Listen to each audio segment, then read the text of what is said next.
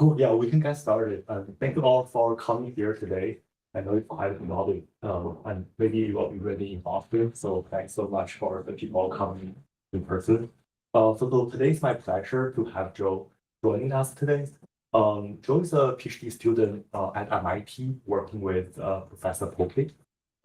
He has a lot of research interests, including like language model, continual learning, self-evolving, etc. So I think a lot of us we have discussed, nowadays an agent or language model, they don't have memory. Right? After training, the model becomes static. There are a lot of possible like solutions. For example, for agent world, you can have another memory file for the agent to load, understand the user, but that's quite unreliable. So in today's talk, I'm really excited to see Joe's research on self-adapting language model, how we can adapt the language model to make it self-evolving and adapting itself to understand the user and kind of make the knowledge refresh. So I guess without further ado, yeah, please take it away. All right, thanks, Hao. Yeah, so first, this work was done with my co-authors, my undergrad Adam, and then my friend Han Ecken, who's now OpenAI, and then Yoon and Polk for the PIs. Okay, so the motivation when I started my PhD was, our brain is not static, right? Throughout our whole life, our brain somehow is constantly changing. And this is very different than the current paradigm of machine learning, right? After we train our model, the model is static. And, to play devil's advocate, one could talk about, what about in-context learning, right? Isn't in-context learning doing some form of adaptation? And that's true. But are you guys familiar with like the ARC AGI challenge? Yeah. So what was it now? What's been one year, I think? The first one, yeah. So a work that I was involved in, MIT came in second place in that challenge. And then the key method here was to actually use test time training.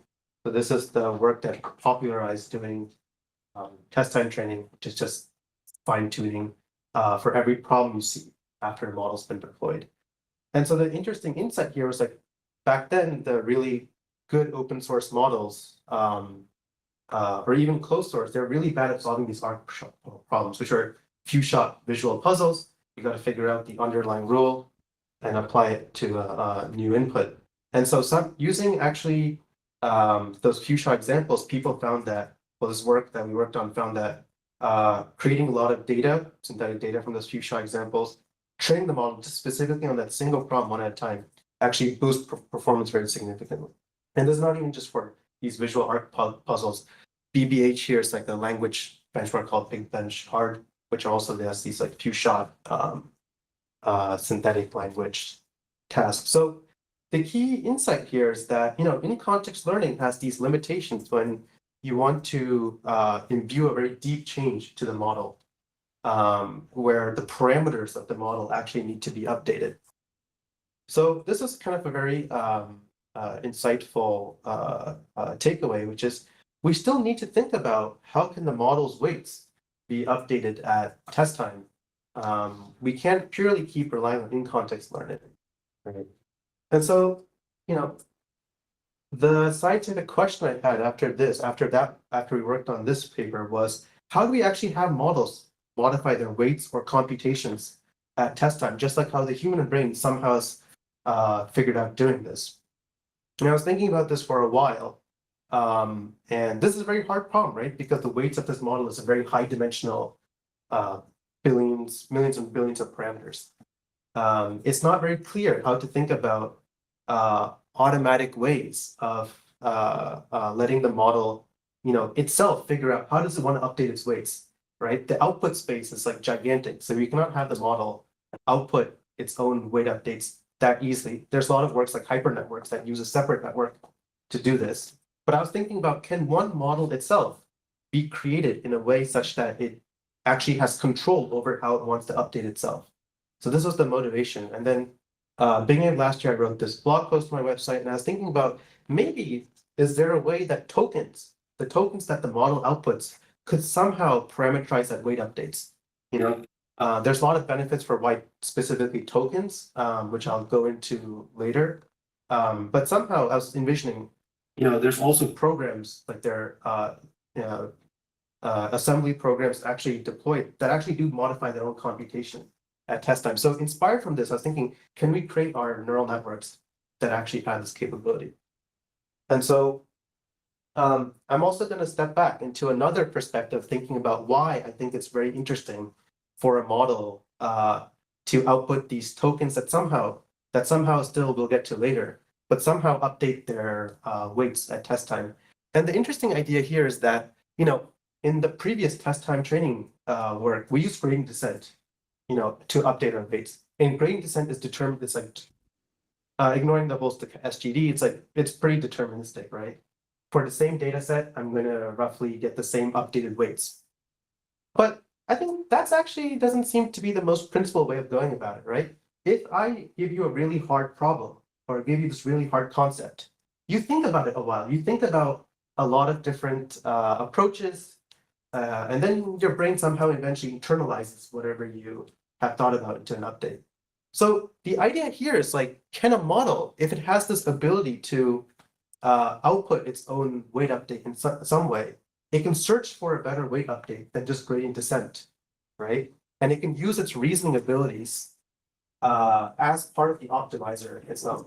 So a few years ago, there's been this work on learned optimizers where, can we actually have this like an MLP modify the gradient or learn how to actually replace just doing, explicit like an atom update. This works didn't really take off well, but I actually still like them a lot. And I think the key contribution from us is, I think we're the first work that actually got learned optimizers to work well, where the model itself actually has control over its optimization process. And the idea is that if these models will show that as these models get larger, and obviously their reasoning abilities get better, they actually can search and figure out how to take a better weight update. So now I think I've painted a broad picture of what we want. And now we can start going to some specifics. So the key idea is now, how do we actually have the model parameterize that update, right? I've been kept saying that somehow tokens, the tokens that the model outputs will somehow end up in a weight update. But how can we actually achieve this? So we're going to actually build upon two key works. So one is the work that I previously talked about. And the second work is from Tatsu's group at Stanford that worked on continued pre-training. So just to do a quick background on these papers. So in Tatsu's work, what they find is that if I want to keep pre-training your language model on these new paragraphs text, it's actually better to have the model rewrite those text or those paragraphs and then train itself on it rather than doing it on the original paragraph. So that's what the whole rephrase it could be one of the most dangerous. What was that? So now this I think you just comment in the in the chat. Oh, okay, there's not a question. Not sure. I don't think it's. I was staying for later, not an interruption. We can talk about it later, but I was just curious about the controls in terms of like irreversible capabilities and cognitive vulnerability, basically like loss of human oversight, basically an LLM being able to instruct itself and self-learn. Like what you're talking about is the natural evolution of the brain. And so consider humanity's sociopaths. Consider the evil practice, or like depending on how you view it, what is evil, what is good, without the right controls in place is the comment I want to stage for later. Is like fascinating topic, fascinating research. How do you control it?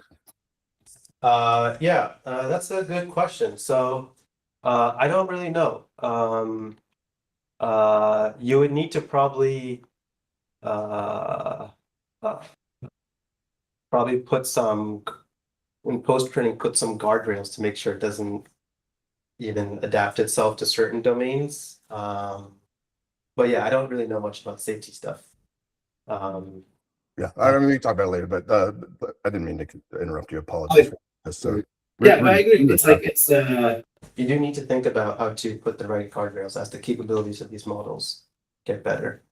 But I guess that's for the safety team to figure out. Yeah, so what was it? Yeah. So the interesting thing here is that, models actually rewriting their text actually improves the continued pre-training.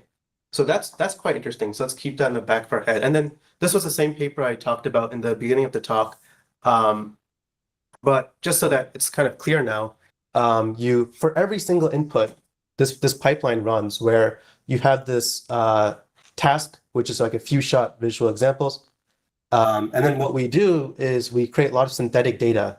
You leave one out, and then you do a lot of augmentations, and then you actually just do regular fine tuning on these like synthetically made tasks. And then this actually does a lot better. The updated models a lot better at solving for outputting that for the new Y hat than just an in-context learning model. So these two works are what we build off of in terms of thinking about how can we actually parameterize a weight update. So specifically, yeah. So in this work, we can think about what is the action space that we can now parameterize, which is actually, what if we actually can meta train the model to figure out how it wants to rewrite its own text, right? So let's say you're interacting with ChatGPT or Claude, and you want it to really internalize this information that you're going to provide it, whether it's your code base or some paragraph of knowledge that it doesn't already have. So now what you can think about is if this work has already shown just like naively prompting the model to rewrite this information, it rewrites it. And this is better to actually do SFT on. What if we actually meta train the model to figure out how should it rewrite that information such that it's better to train itself on? So this becomes like a two loop of optimization that we'll talk about later. But it's a classic meta learning now, right? Where yeah. And then the same way in our case, the model can actually figure out how should it generate that synthetic data such that it's best to train itself on. Because right now the humans were manually doing these design choices. The main set of experiments I think are the most interesting are in the language case. So let's now go over like an overview of our algorithm. So going from left to right. So this is for one iteration of RL. Since I said this is like a meta optimization problem, we use RL to optimize this because you'll see why we use RL.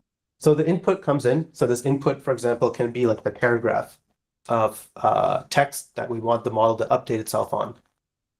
So it goes to your language model, and it has the weights of theta time step t, which is in this time step of RL training. Then what it'll do is we're actually going to sample just in RL fashion. The actions here are these things we call self edits. These edits are parameterization of your weight update. So in the continued pre-training setting, this would just be the models sampling different ways of rewriting the text, right? So we sample those. For each specific one, we're going to do some form of optimization like SFT. And then we're going to get an updated weight for every single like rewritten paragraph, right? Does that make sense so far? Okay. So now we actually need to see which weight is actually digested that knowledge in the best manner. So for each one, I don't know if you can't see, but it's like theta prime, theta cross, theta sharp. Each one, we're actually going to do this downstream evaluation. So in the continued pre-training case, this would be like question answers that pertain to that specific paragraph of knowledge. And then that'll actually give us a final reward. And that'll tell us is which self-edit actually was the most useful for distilling that knowledge into the model, right?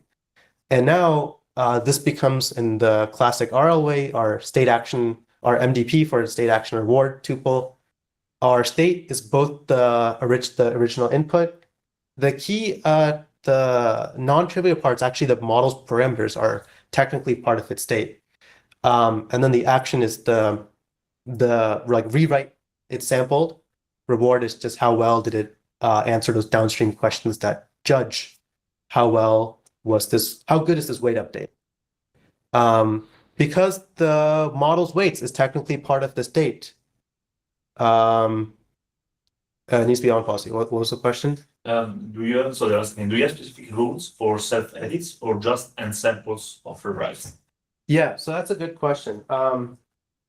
We actually in the language case we try many prompts, and we'll go at the end and show that across all these different prompts that we say like rewrite or what are the implications of this across all those different initial prompts.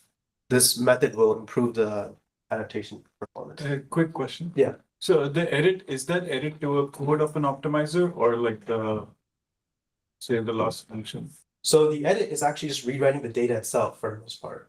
I see. So if I give you a paragraph to your model and you want the model, so naively you can just say so in typical fine tuning, what would happen? You get this like corpus of text and then you just like fine tune directly on the text. Here, what we're saying is the model can actually rewrite, reformat, and restructure that input. Ideally, such that it's better to train itself on this new rewritten one. So that self-edit is governing the rewrite. In the ARC case has additionally the ability to actually tweak the optimization parameters, like learning rate, epochs, etc. But I think the language one is actually now the cleanest to explain things. Quick question, everyone permissive. How many of these rewrite are you doing? Yeah, so in the batch of RL training, it's ideally how much ever you can read. This actually is really expensive to do, at least on academic. That's why I asked. On academic, exactly. So on the orders of like tens, it's nothing. A batch size isn't really big. But honestly, to scale this, you actually need to probably really increase that. I think Akash has a question. Yeah. We can't hear you. We still can't hear you, Akash. Can you hear me now? Yeah. Yeah, sorry for not being there, Joe. One quick question. So when you allow the rewrite, is that a way to kind of bring so one of the SFT, one of the issues with SFT is that the drift, if you train on sort of some, directly on the samples, you see a lot more drift away from the base policy. Yeah. So do you think implicitly by rewriting it, you're ensuring that the rewritten or rephrased output is like almost in policy or closer in some KL sense? Yeah, that's actually that's a really good question because I'll actually talk about that specifically in the next few slides when we go over results. Yeah, and actually after this paper, I also had another work that I'll just briefly mention at the end that also talks about this. But yeah, that's okay. Let's hold on to this then until then. Yeah. Thanks. Yeah. So okay, so just to make sure it's like really clear. So in like that continued pre-training case, this is what it looks like when we substitute our symbols for actually real example. So just to go over, it's like you have this context. So this is about like the Apollo space program. This is taken from the squad question answering data set. The model rewrites it a couple different times.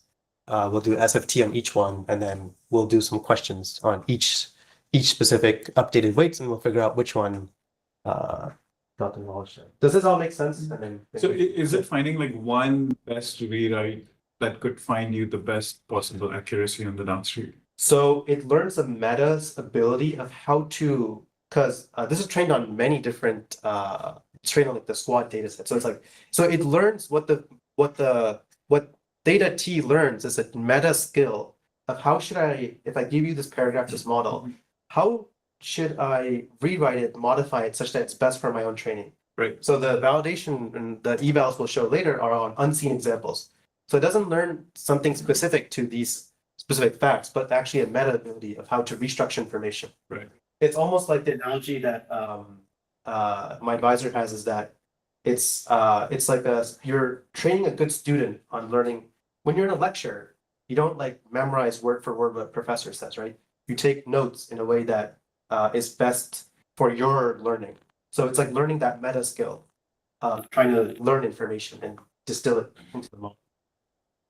Also in the ARC case, we can go through this quickly.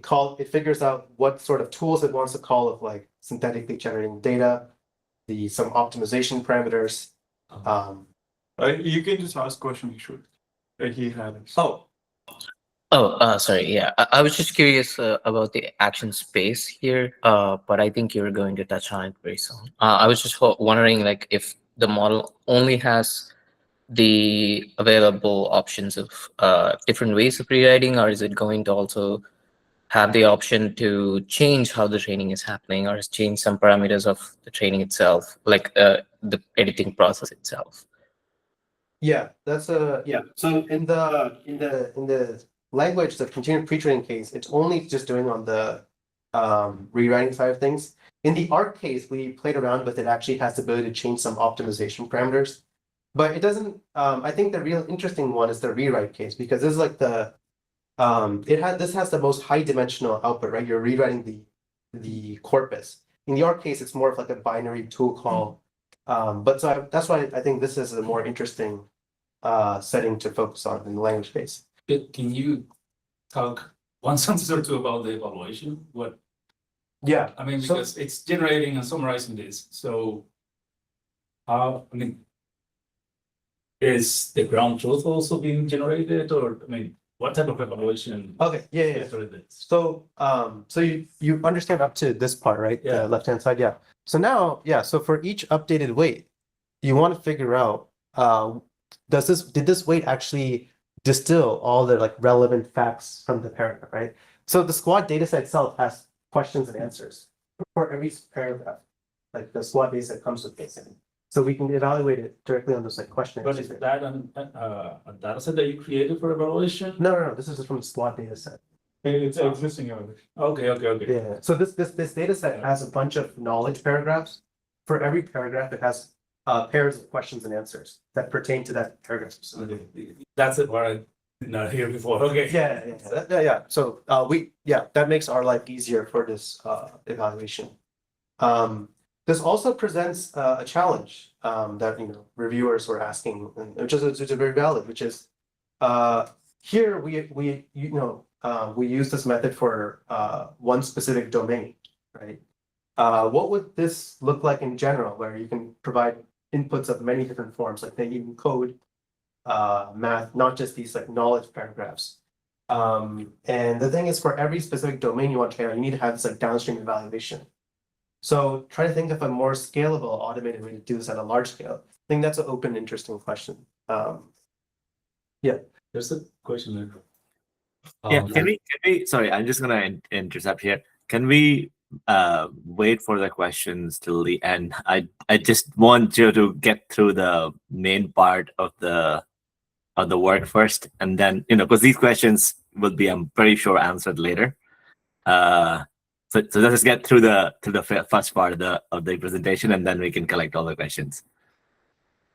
Sounds good. Okay, so we can go through the results now. So I'll spend most of my time on this top chart. This is on the continued pre-training case. So this will first go through Akash's previous question. So let's focus on this graph first here.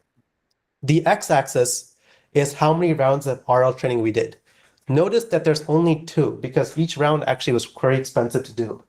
We did like 50 something different self-edits for every batch. Each one has to go through its own round of SFT. So on like a H1, like few H100s is not trivial to do. Anyway, so the different, it's actually, can you see? Is it a bit too light for the people in the back? Sorry. It's a bit light. Maybe let me zoom into actually look at the paper then, if that's easier.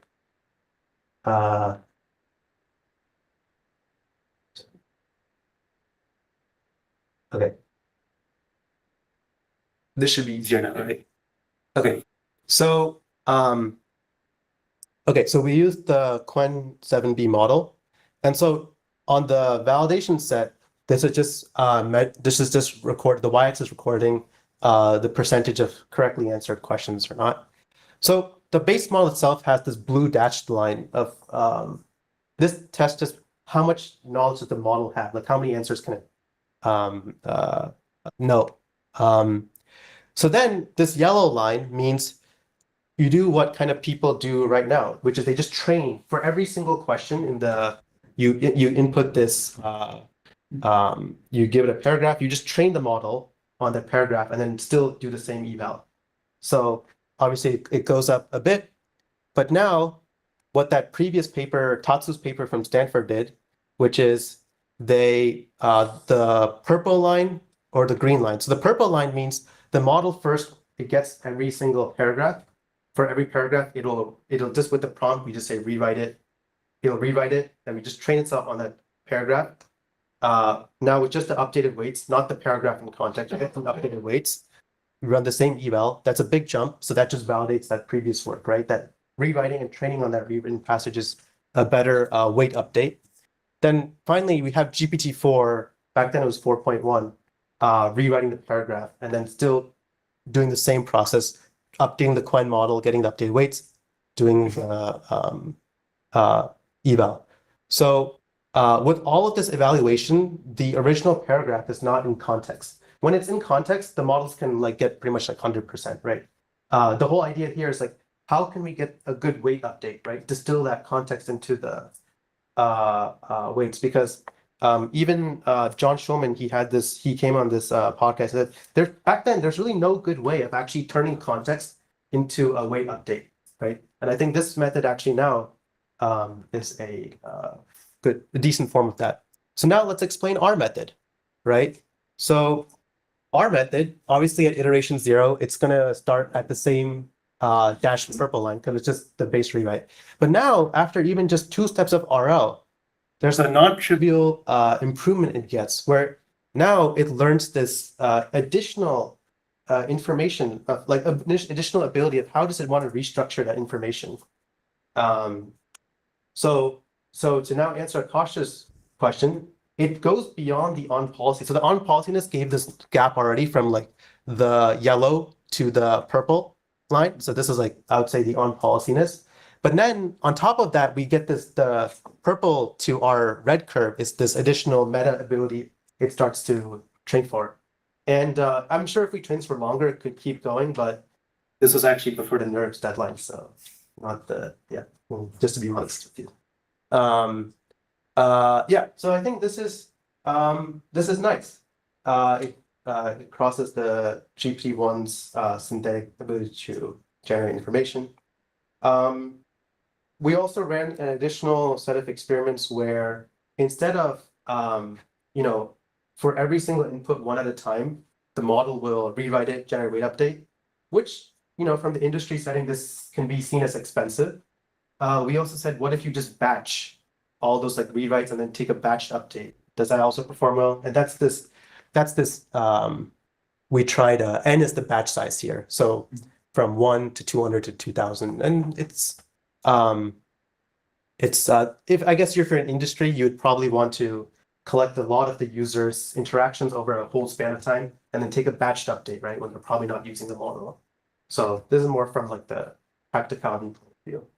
So this is nice. So now let me go through some ablations as well. Because this, I think someone asked this question of how do we prompt them all to even do this, right? So what we wanted to show here is that it's not specific to, we specifically cherry picked one prompt that lets the model do this rewrite well. We actually prompted along many different strategies.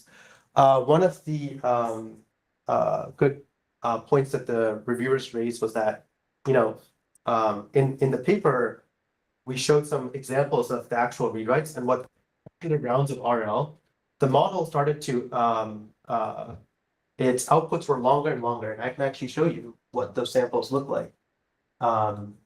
We can see, so this is a real example of the input, which was about the Amazon rainforest and the different, if I'm iteration 1, 0, 1, 2, and we can see it gets longer, right?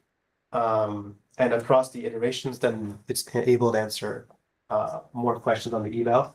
So the reviewers can actually ask, if you just prompt the model to rewrite it in a very long way, is this actually is this the meta ability it's learning? And the answer is no. So we also actually had this prompt that said, write it in a long way or a very long way. And still across RL training, the improvements were still there. Also self-question answering, So it's agnostic largely to the specific prompt you do. And so we can more confidently say that it actually learns this more implicit meta ability of how does it want to restructure information well, right? And I think that's actually quite cool. And then the next result I want to touch upon is this scaling law of 2 points. So take it with some grain of salt. But I think it's interesting because the earlier motivation I had for this work is by having, because to paint some context, a lot of previous works, they explore having a separate model do the optimization, like a small model does the optimization for a larger model. Hyper networks, there are some papers along this line. I was very persistent on, I want the model itself to be in control of its own optimization for the reason that as this model's reasoning ability improves, ideally its ability to actually update itself should also improve, right? A smarter student knows how to learn better than like a more junior student, right? That experience we, in our careers, we also learn how do we want to learn ourselves. We get these meta abilities.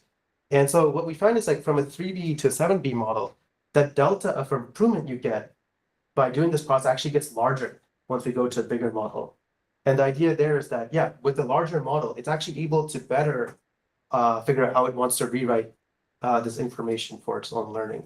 And I think that's quite promising. It shows that there's merit in trying to pack the optimizer into the model itself.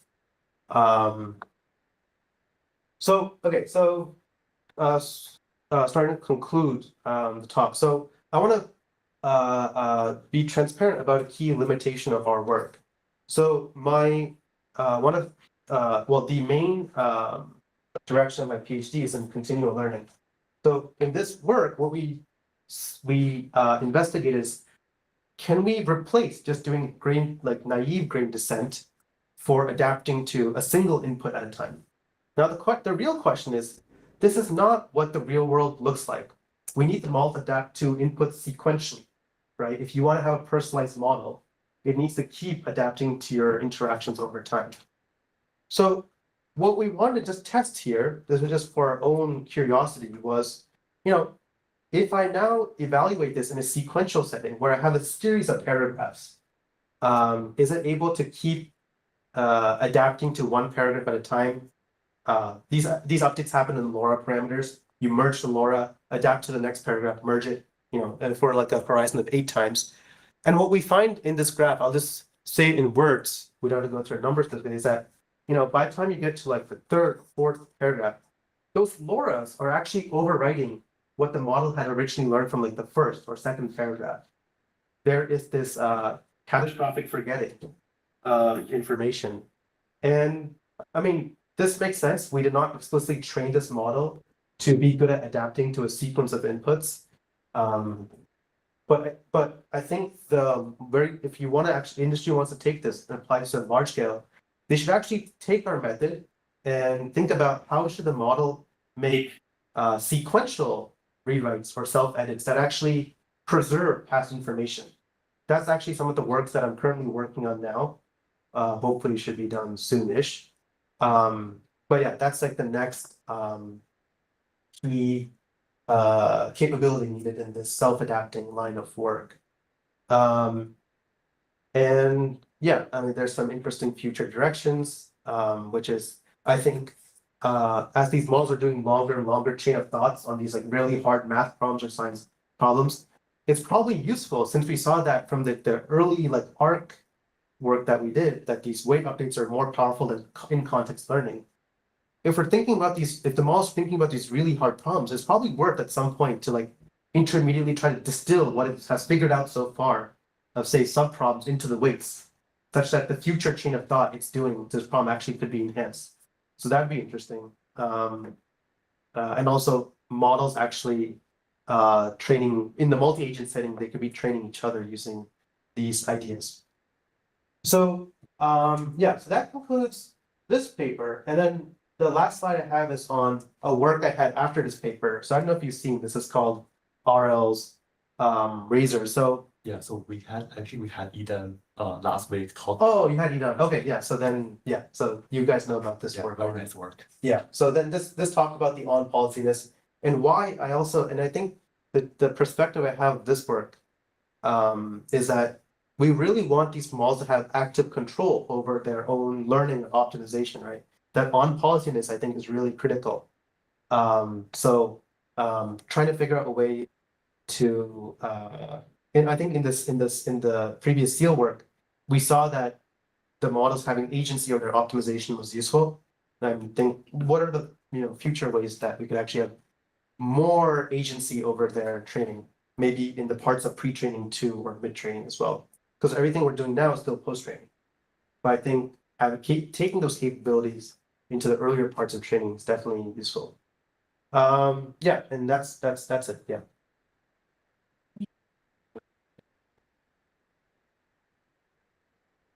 Questions? Yeah, I think we have a bunch of questions, so maybe. I think there was a question online, like the last question that we didn't have time to answer. And we still don't know. So they were asking, do you have any insight into what is the best way to rewrite in the meta loop in the meta loop?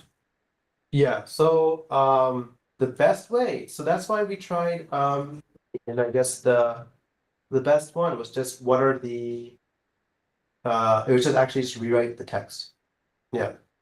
And one of the things is this specific to this specific domain, right? And so one of the things broadly that's also interesting open question is, how would you actually give the model a general ability to self-edit? Right now it's like rewrites, right? But we can think about in maybe math or code, maybe there's actually a different way the model should do it. So there's actually a future work that built upon our prior work where they actually did this like meta learning on the prompt itself. So the model actually figured out how it should do, because that part for us was like kind of human engineering. Yeah, this is a project rewrite. But yeah, there's been some future work that actually has taken our method and done it actually on that level as well. So maybe Manuela, do you want to ask the question? Yeah, hi. That was a great presentation. So that was my question in the chat. I guess what I was trying to ask is, do you see any like structural patterns in the rewrite method itself? Something that surfaces as, that's consistent across models and problems, right? When the model does rewrite it, do any like significant structural patterns emerge? yeah, we actually tried to investigate this, and that's why I had the sample, but we actually couldn't figure out if there was actually a very clear way. And I think that's actually quite interesting because it shows that that's like a simple prompt couldn't actually fix what the model is actually implicitly learning. I think there's something more, maybe even with the slight like rewording, it's somehow implicitly better. But yeah, there's nothing I think I could see to the human eye that was like glaring. Okay. And then a follow-up to that, because you talked about the meta learner, right? And the meta learner, the way that I understood it, is only looking at its performance on sort of the rewritten text. But ideally, a meta learner should also be aware of how it's changing the base model's weight that impacts its ability on other tasks that are not related to this specific domain that you're retraining it for, right? So is that something that you looked into? Did you do any baseline tests for that? So this is what I was referring to, where even in this like in the continual case, this model is not very good at respecting all the prior knowledge it learned, right? It's like overriding it. And there's a principal way of training this, which is in the reward, you also make the reward evaluate all the prior tasks too, and also maybe general capabilities as well. This is definitely, if you take this idea and want to put it at a large scale, you do need to do this reward shaping. For our case, just from the scale that we were able to do it at, we just focused on just adapting to one problem at a time. But definitely your point is 100% valid. To do this in a proper way, you need to make the reward have many terms of prior capabilities, previous things that adapted to. Yeah. Cool. Awesome. Thank you so much. Yeah. Nakash, yeah, please unmute. So, hey, I have one other question. I mean, maybe not so much of a question. It's like a trying to just connect the dots. So, these like playbook style methods, ACE, dynamic cheat sheet. One of the things that they have kind of do very well is like, not necessarily, they don't necessarily, do edits, but they kind of like, bulk up the prompt and give very precise instructions for the domain. And but over time, these playbooks grow quite a bit, right? And if I was trying to think about the analogy of the student, and you were saying is that like kind of like we do something similar, right? We take notes, we keep taking notes, and then at some point, we internalize that knowledge over time in this continual learning fashion. And I did hear you said something about people are looking at prompts and adjusting those. Is this sort of like loop of say a system is in production, collecting a lot of stuff over time, doing like nightly curation, creating playbooks, and then taking steps on it. I guess the problem obviously there is like, as you said, even with LoRa, you're seeing a lot of catastrophic forgetting. But your second work, which I think Hal mentioned, Nidan was presenting, seems like there's some hope there, right? To kind of perhaps do this without undergoing a drastic, going too far away from the base policy or something. What's your thought on this? Yeah, I think so. I actually think a sort of low-hanging fruit is to combine both of these works, where that inner. So previously in the work in my original work, that inner loop is using SFT on that rewritten information. But actually, Idan even has like a follow-up work from our Razor work, which is that self-distillation. And that's actually, the problem is if you do RL, even in the inner loop, it becomes even more expensive. Like doing RL in the outer loop and the inner loop is a nightmare. But then Idan has this new work on the self-distillation. So I think in that inner loop, we could actually replace it with a better optimizer that's, like, say, more on policy. And that would actually preserve some of the forgetting. I also think from even important principled way of addressing this is also our model should be trained also in a sequential fashion, where the reward is also, did it preserve prior performance or not? So not just leaving it up to crafting a very good inner loop, but having that outer meta learning also implicitly learn how to preserve prior structure. So I think it should be attacked on both fronts. The outer loop should have these rewards that also look at the prior performance, and the inner loop should have like a better optimizer, let's say, with that preserves like the KL ball with either self-distillation or some other on policy method. So I think from both fronts, it should be addressed.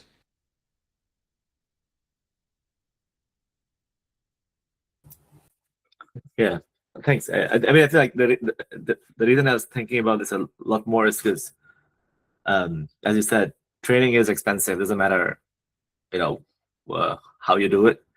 But the combination of these context optimization methods that you can run very cheaply every night. I mean, if you think of a production system, right? Especially say a very constrained agent that is just doing one thing or two things, right? The universe is very small.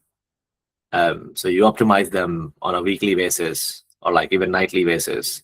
And then when you have it delta, over 2 weeks, 3 weeks, or even like 4 weeks, you run this expensive outer loop to compress everything into the weight. I'm sure it's gonna kind of emerge as one of the in production ways of enabling continual learning. I think so. Yeah, I think just doing that first training of RL, because after the model is deployed in, say, our case, it's like the outer loop is removed. It's just relying on learning the inner loop. So if people are willing to bite the upfront cost of doing that expensive outer loop training, they can put the model a good initialization of either calling the right tools to manage this context or do the modifications, train itself. So I think, yeah, this is for now. This is going closer to what industry can probably experiment with. Yeah. I think they can do. I have a clarification question. Yeah. So getting back to your framework. So the first question is, so here you do SFT on each one of the Yeah. regenerated sample, right? Yeah. So after the end, you get a reward after the evaluation. Do you still ever use the SFT checkpoints, or you just do them Yes, away? they're thrown away Okay. because that specific, updated weight has information that's just like very specific to that paragraph updated on, right? Mhm. We don't want that in data T. We want that general ability to meta learn and to rewrite. Okay. Yeah. So I guess I think okay, so I think my confusion is so in people are saying like reinforcement learning, you get only sparse signal, right? Yeah. So that's why people you can use like a very low rank LoRa adapter to do reinforcement learning. Mhm. But on the other hand, the knowledge tuning is a very nuisance job, right? So people observe if you use a low rank LoRa adapter, somehow the model doesn't pick up the intent, all the knowledge from your paragraph. And additionally, in your case, because you need to do SFT in the middle, so it's quite expensive. Yeah. And as a result, I think the result will show like, oh, you can only do it for 2 Yeah. iterations, right? That makes the signal even more sparse.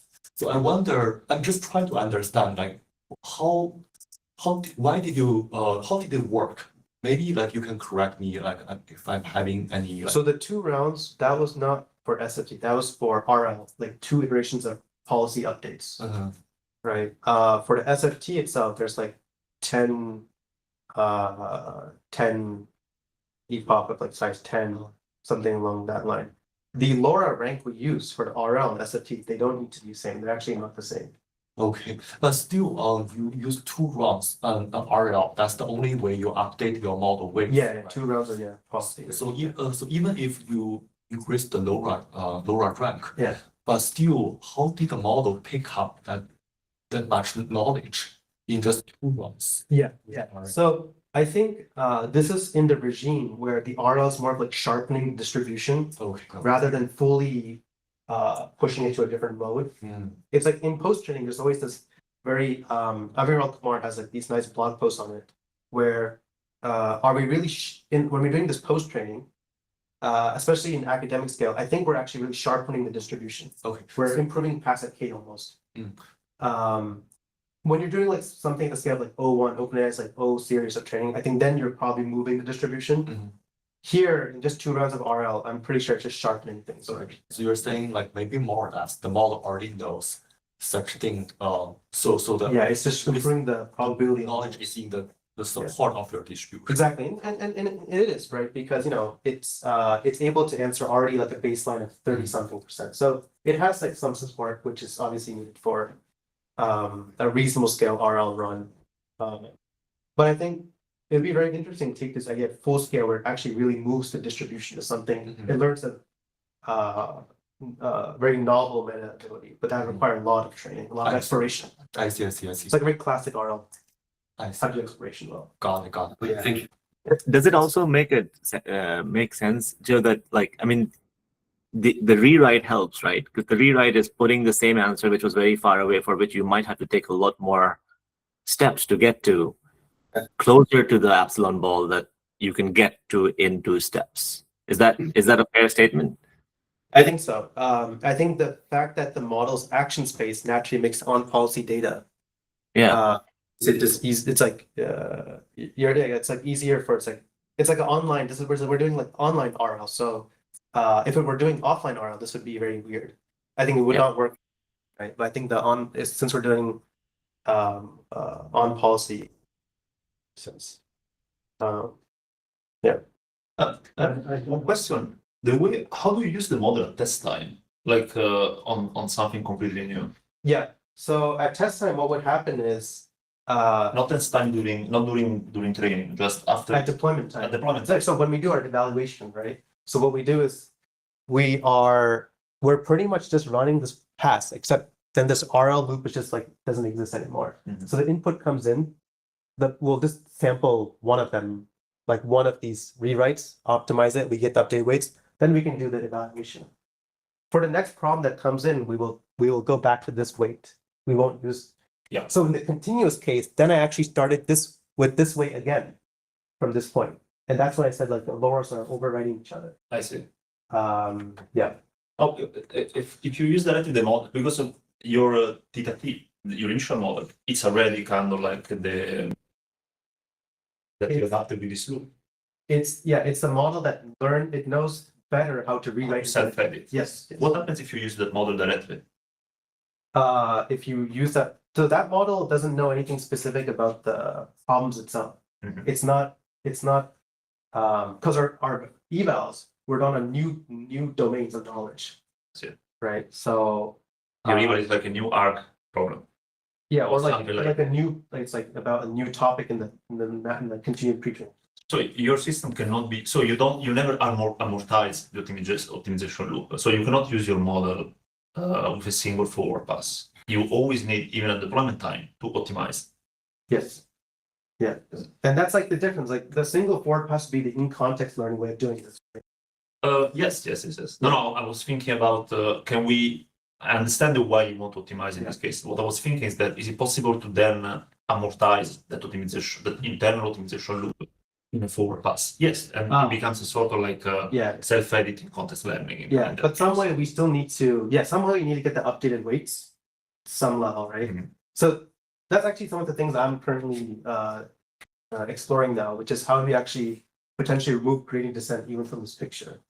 But yeah, that's a good question. Yeah, I think you got a question. Yeah, so one of the things that I was curious about is in the current work for self-distillation, you require having an answer in order to basically produce a grading of how good the model's output was. Yeah. So have you guys explored potentially having an answer-free version of this? Where would we get the reward signal from? So you would have a verifier still, like you would have you could have a binary reward signal of like, basically, if you have a problem for which you can compute whether or not the answer is correct. Yeah. But actually computing the reference context is difficult, like a math proof, for example. Okay. If you don't have the like context, is there a way that you can still have the model basically learn to produce the correct answer? I'm a little bit so. Like basically allowing the model to self-reflect and move towards like developing a reasoning process for getting the answer. Like, okay, let me give you a more concrete example. Like, let's say there's a series of steps that you have to follow in order to answer a math problem. Okay. And the model can generally do this correctly, but maybe it's making some mistake. Like maybe instead of saying this should be a triangle, it's saying this is like a quadrilateral. Okay. And this small mistake causes the rest of the thinking trees to break. Yeah. Is there a way, or have you guys explored like allowing the model to self-reflect and then find these kind of key points that like lead the answer to be incorrect and then kind of steering it in the correct direction? Oh, I see. Okay, I got what you're trying to say. So that would be the quick answer is no. That would be more just in the class of just regular like chain of thought RL training, right? Where you could you're almost like alluding to a bit of process rewards a bit, where in the intermediate parts, can you have some vague supervision to see if the model's going down the right track or not. This is more about how can it update its weights maybe at some point in its chain of thought process. So yeah, things a bit different. So I mean, in this case, I think I would still want to update the base weights. I think you, because in the formulation for like the self-distillation, you basically use the grading of the features like output in order to weigh the like forward pass from the base model. Yeah. The model that you're optimizing. Yeah. In this case, it would be kind of similar, but instead you would be weighing like the pieces of the thinking trace that caused you to go in the incorrect direction against the distribution that a teacher model would basically like you find the pieces which led the thinking process to diverge, and then the thinking or the teacher model in this case would know what the correct answer there should have been. It says, oh no, I wouldn't have said this is like a triangle. I would have said this is instead a quadrilateral at this point. Yeah. And then optimizing it along that trajectory. Wouldn't then, wouldn't the just a regular self-distillation do that implicitly? I'm not sure. Because then the part where the model got it wrong, say output is a triangle, not a quadrilateral.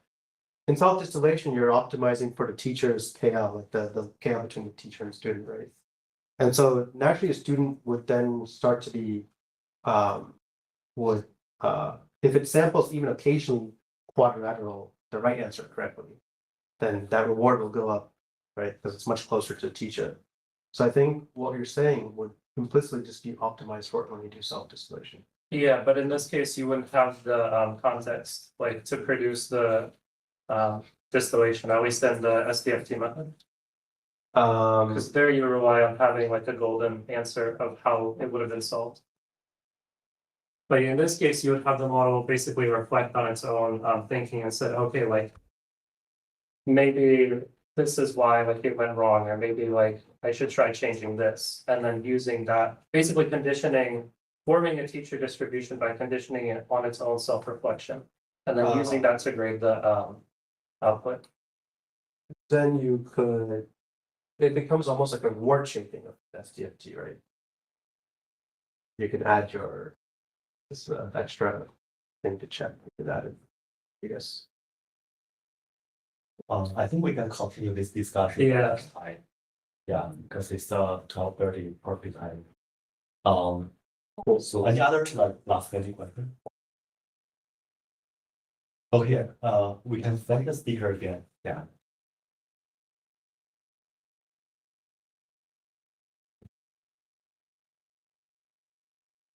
Yeah, very nice work. I actually have a few more questions, but we can continue that maybe the next time. I also wanted to ask you like the entity graph comparative and all that. Yeah. Maybe later. Anyone? Yeah, I have no meeting for today. Okay.